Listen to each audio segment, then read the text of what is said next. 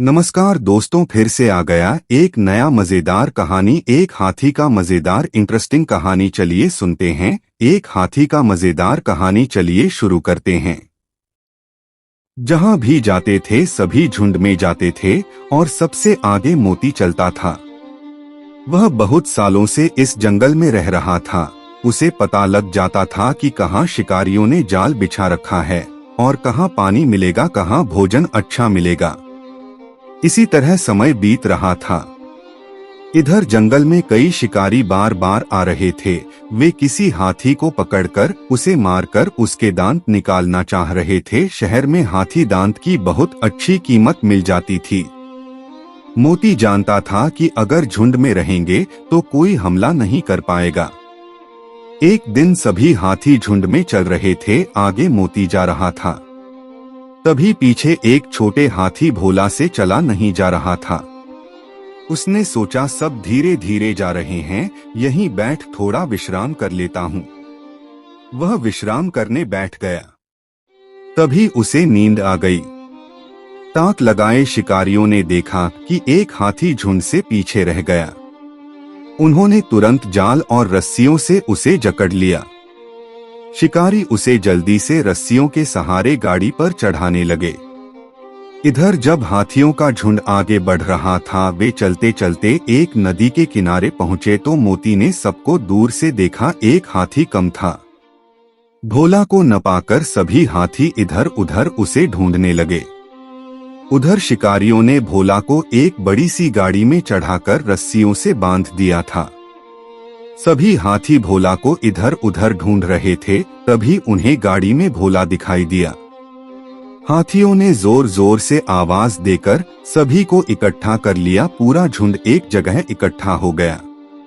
तभी मोती ने हाथियों से कहा, ऐसे हम गाड़ी पर हमला नहीं कर सकते, शिकारी गोली चला देंगे।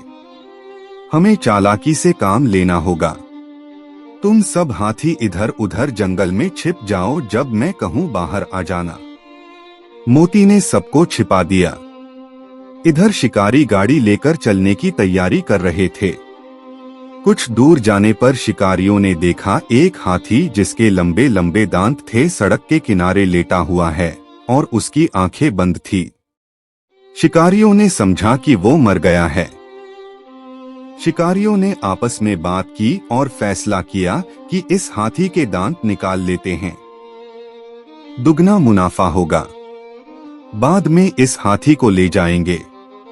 सारे शिकारी जैसे ही मोती तरफ बढ़े, पीछे से मौका देखकर सारे हाथियों ने गाड़ी को घेर लिया। इधर शिकारियों के पास आते ही मोती तेजी से उठकर खड़ा हो गया। शिकारियों के हथियार गाड़ी में थे जिसे हाथियों ने घेर लिया था। यह सब देखकर शिकारी डर गए। मोती उनकी ओर बढ़ रहा था। तभी उनमें से दो शिकारी भाग कर गए और उन्होंने रस्सियों को खोलकर भोला को नीचे उतार दिया। उसके बाद मोती ने एक शिकारी को अपनी सूंड में उठा लिया और लेकर चल दिए। बाकी शिकारी जल्दी से हथियारों की ओर लपके। तभी उनमें से एक बूढ़े शिकारी ने उन्हें रोका और बताया, अगर किसी ने एक भी गोली चलाई तो वो उस शिकारी को मार देंगे और अगर हम शांत रहे तो वो उसे छोड़ देंगे। कुछ देर में हाथियों का झुंड आंखों से ओझल हो गया।